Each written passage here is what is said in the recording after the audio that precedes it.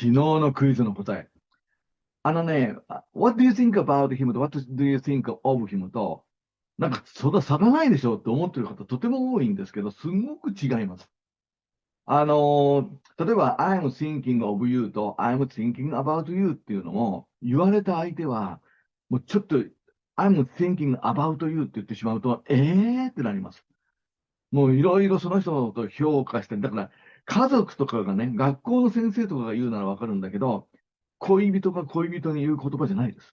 君のことをずっと思ったんだよね、なんて言いたいときはオブの方です。アバウトは人を評価する場合です。ああでもない、こうでもないって考えてね。だから、これも彼のことどう思うっていうときに、What do you think about him って普通言わないです。彼は犯罪者かみたいな感じになっちゃいますから。なので、そんな言い方しないから。それから、want meet him だったら、これは会いたいになるけど、see him は付き合いたいだからね。気をつけてください。さて、今日の問題。さて